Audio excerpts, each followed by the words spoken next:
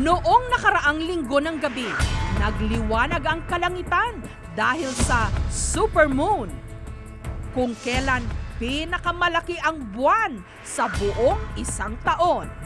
Sa sobrang laki nito, buong mundo namangha.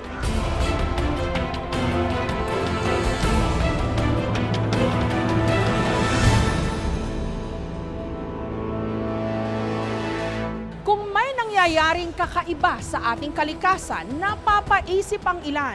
Katulad na lang sa Surigao, may whirlpool sa dagat na kaya raw humigop ng mga bangka.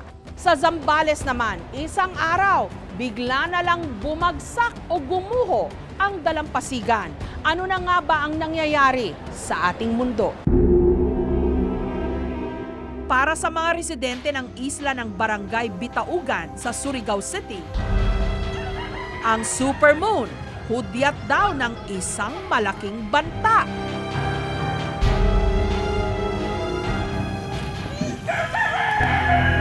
Kinabukasan, pagkatapos ng paglaki ng buwan, sinadya ng aming team ang barangay.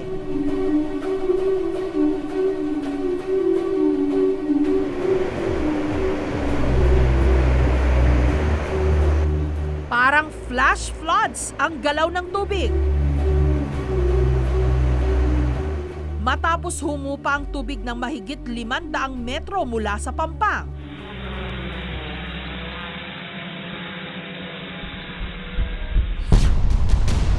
Makikita ang tila isang mahabang fault o yung tinatawag na kantil sa gitna ng dagat. Laking gulat nilang tumambad ang sinasabi nilang epekto ng supermoon. Ang kanila kasing karagatan, parang may ipo-ipo o yung whirlpool na ang tawag nila rito, lilo.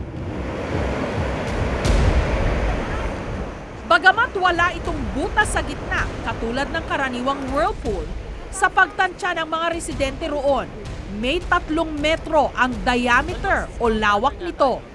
Malakas siya, sir, pag tuwing full moon at saka new moon. Mula noon hanggang ngayon, wala pa nakasisip doon.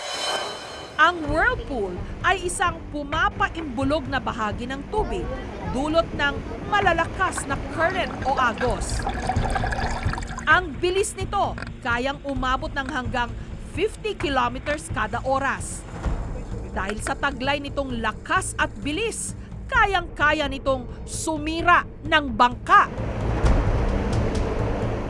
Para ka raw hinihigop ng tubig sa bilis ng taglay nitong agos.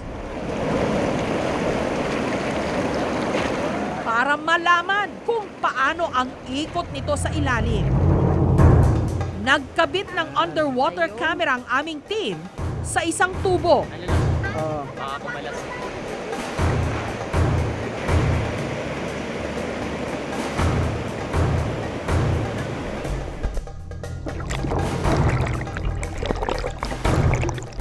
Ang bulang ito na mabilis na umiikot, katawan di mano ng mga lilo o whirlpool. Tumatagal lang ang pag-ikot ng halos 30 segundo.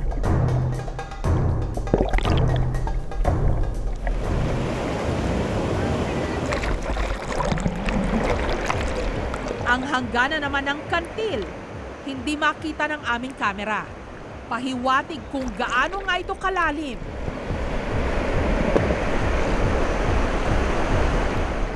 Ngunit ang nakakagulat, maya't maya may nabubuong panibagong lilo.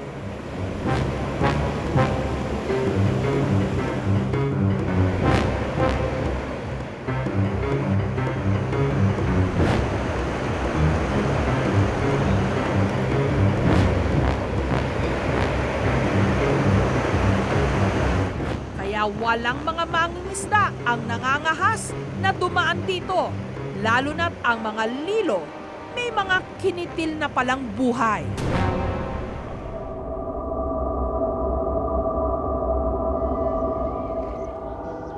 Kwento ni Mang Elino, taong 1989. Kasama ang kanyang kapatid at 5 pang pasahero. Naglayag sila sakay ng bangka papunta sa Bitaugan. Katanghalian tapat daw noon, magandang panahon. Subalit nagimbal sila ng walang ano-ano.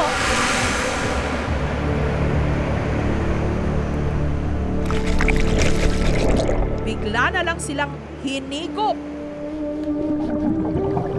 Dahil sa takot, nagtalunan daw ang ibang mga pasahero. Dahilan para mawalan ng balanse ang bangka hanggang sa tuluyan na itong tumaob.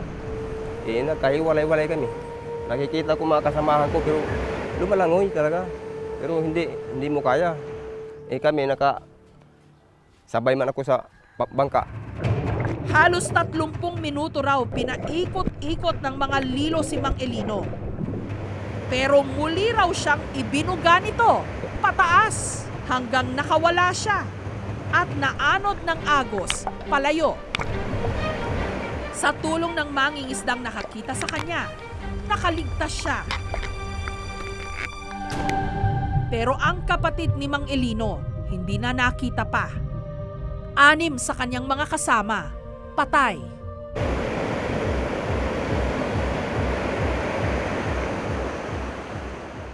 Kasama sa mga nasawing pasahero ng bangkang pinataob ng lilo, ang misis ni Mang Filberto.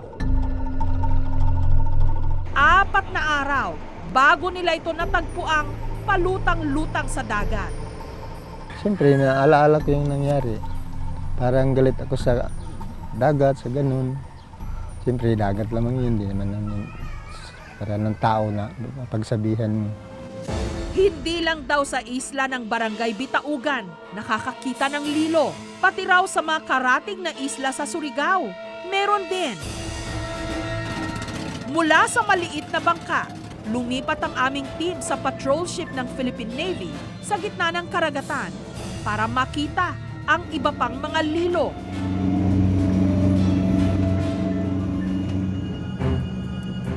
Matapos ang ilang oras na paglilibot, namataan ng aming team ang ilang maliliit na whirlpool sa karagatan. Bagamat tuldok lang ang mga ito kung ikukumpara sa lilo ng Barangay Bitaugan.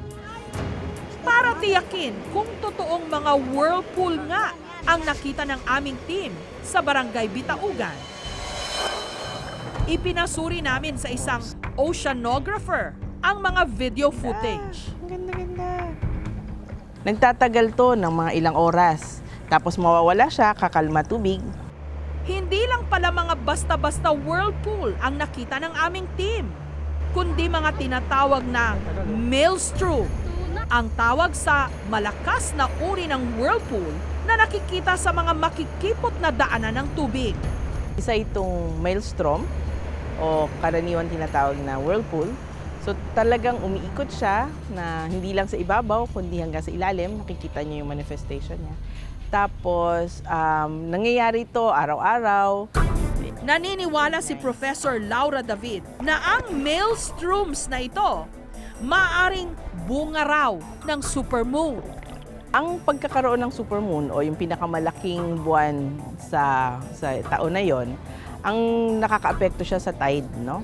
So, hinihila niya yung tubig. So, pwedeng mas malalaki yung makita mong maelstrom. Delikado, no? Pag yung may nagtangkal lumangoy, pwedeng merong malunod. Samantala, isa pang hiwagat tila ng kalikasan. Ang bumungad naman sa mga tiga Candelaria sa Zambales, isang araw bago naganap ang supermoon. Para kasing nilamon ng dagat ang mga tipak ng lupa sa baybayin ng Barangay Uwakon na pinaniniwalaan nilang isang sinkhole o yung mga pagguho ng lupa bunga ng pagkatunaw ng mga bato sa ilalim nito. May mga nakita ng ganito sa ilang bahagi ng Pilipinas katulad ng Cebu. Ganun din sa ibang bansa, katulad ng nangyari sa Guatemala.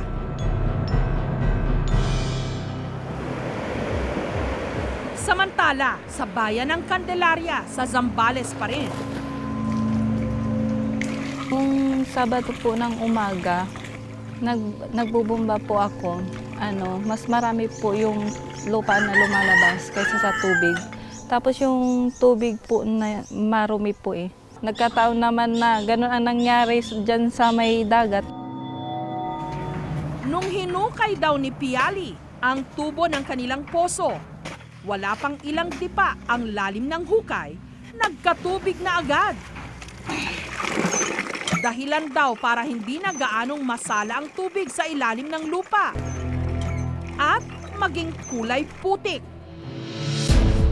Habang inaalam pa ng lokal na pamahalaan ng Zambales at ng Mines and Geosciences Bureau, sa ngayon, nakakordon pa rin ang bahagi ng gumuhong lupa. Pero kung ang oceanographer na si Professor David ang tatanungin, liquefaction at hindi sinkhole ang nangyari sa Barangay Uwakol. Liquefaction kasi basa. Basa na yung lupa, para na siyang quicksand. Pwede mo siya lakaran sa ibabaw, walang problema, hindi ka mahuhulog. Pero pag nagkaroon ng kahit konting earthquake, bigla yung babagsak.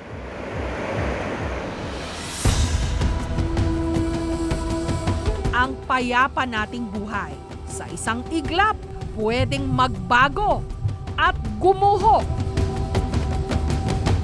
Kaya maging alisto, lalo pat hindi natin alam kung kailan magpapamalas ang kalikasan ng natatangi nitong kapangyarihan.